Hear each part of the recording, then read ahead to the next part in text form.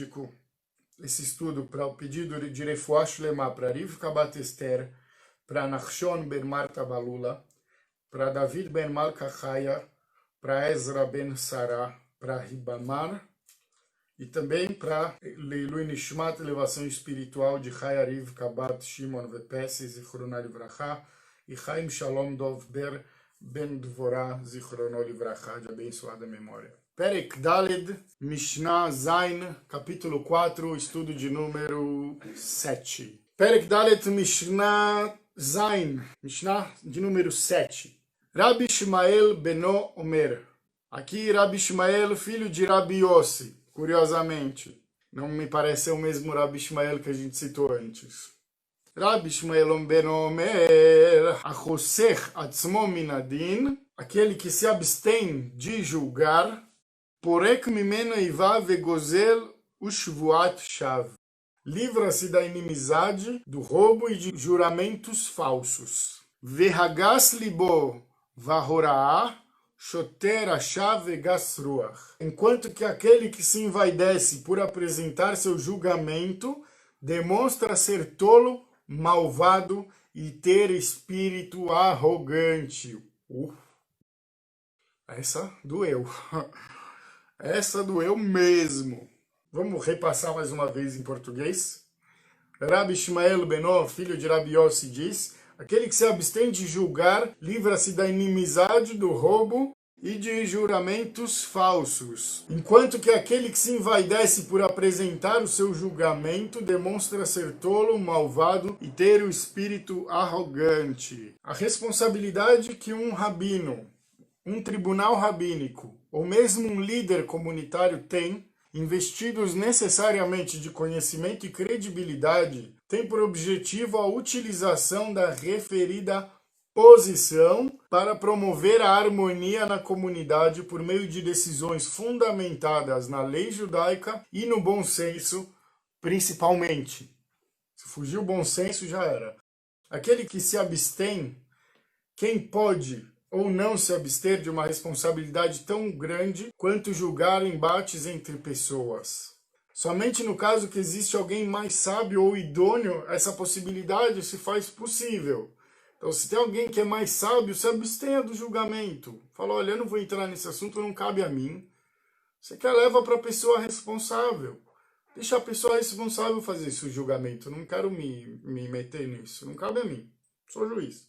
Para esses casos, sim, aquele que se afasta sem ser responsável de julgar, se afasta da inimizade que a decisão pode gerar para o lado que perder. Esta ideia também foi aprofundada nas palavras do comentarista Bartenura, que afirma que a Mishnah se refere a um caso onde há alguém de maior conhecimento, para que a sua decisão tenha mais força e credibilidade, confiança.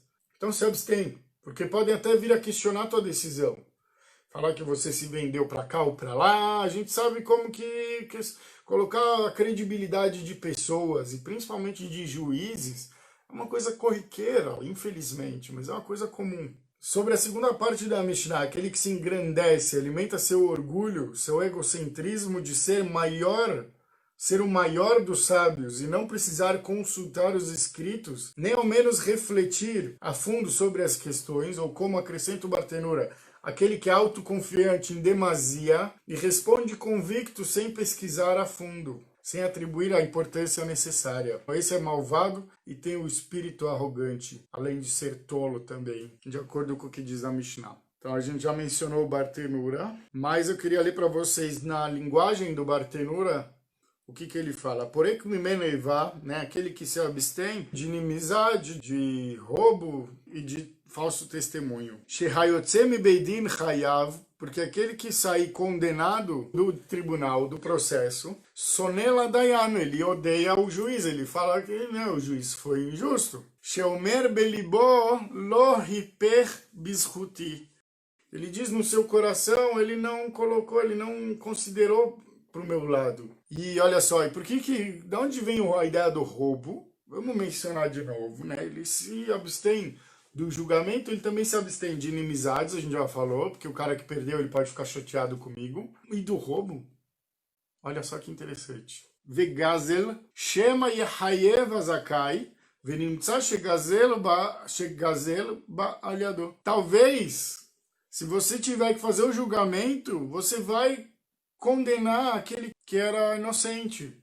E ele vai ter que pagar. E esse dinheiro que ele está pagando, você está participando de um roubo, de uma retirada indevida desse poder, desse dinheiro do poder dele. Então até o inconsciente conta. A gente tem que tomar muito cuidado, a empatia aqui não é brincadeira, ela é de verdade. Ela é a fundo. É como se fosse eu, poxa. Tem que tomar cuidado com ele como se eu estivesse tomando cuidado comigo. Vejam que bonito. Ama o próximo como a ti mesmo. Você vai ser o juiz, talvez você vai condenar errado. E se você condenar errado, você ainda está roubando o cara. Ainda está cometendo mais um erro. O Shvuat Shava, a mesma ideia em relação a juramentos em vão ou até falsos testemunhos. Shema yehayev shevuah lemi she'eno hayav ba. Talvez você vai também condenar alguém com juramento, alguém que era inocente. E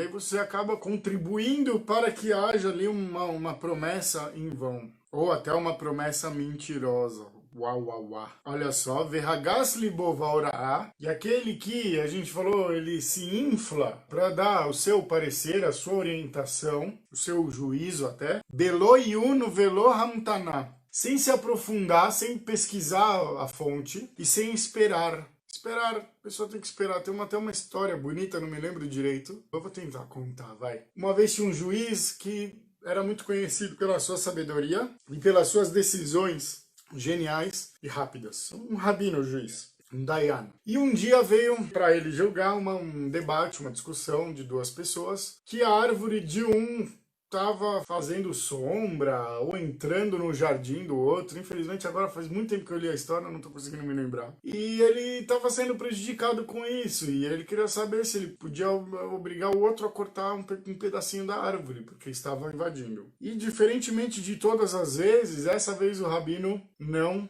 decidiu na hora, não proferiu a sentença na hora.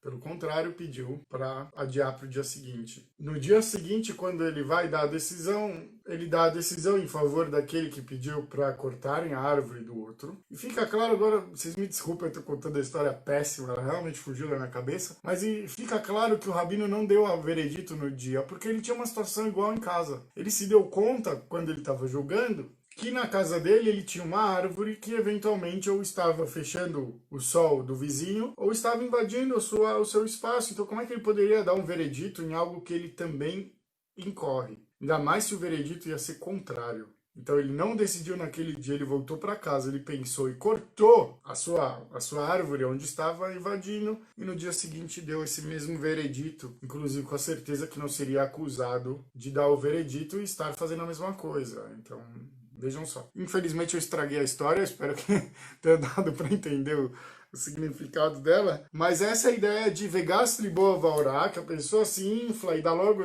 a sua resposta convicto. Velo iuno, sem se aprofundar, sem dar uma estudada, sem verificar. Velo amtanai, sem esperar, sem dar uma pensada no assunto, sabe? Acalma-te. Não é tudo que é papum, a gente não lida com imediatismo. A gente falou, aquele que infla seu coração para dar a sua orientação, a sua visão. A árvore sujava do vizinho, boa Hanan. E aí ele provavelmente o vizinho dele não se incomodava. Ele foi lá e resolveu o problema dele para poder dar o veredito no outro julgamento. Vejam que interessante o comentário do Yain Levanon Alavot. Esse eu nem conhecia, mas é um comentário interessante. Ele fala, a gente falou o seguinte, que aquele que se infla o seu coração para dar a sua visão, a sua orientação, Shoter Achave Gastruach. Ele é um louco, ele é tolo, perverso e tem uma alma ruim. Irachá, olha que interessante o comentário de Yain Levanon Alavot. She'eno hoshesh legezel velishvuot shav sheyavou aliador. Perverso é aquele, nesse caso, que ele não se preocupa com roubo, com juramentos em vão ou falsos que podem vir pela sua conta, quer dizer, para sua mão. Então fica uma coisa complicada. Então ele coloca aqui o Urachá, uma pessoa que não se importa com isso. Interessante que ele fecha assim o começo dessa Mishnah, né, que é aquele que se abstém, consegue também se abster de inimizades, de roubo e de juramentos em vão, de juramentos mentirosos. Exatamente essa é a ideia. Muito interessante esse comentário também.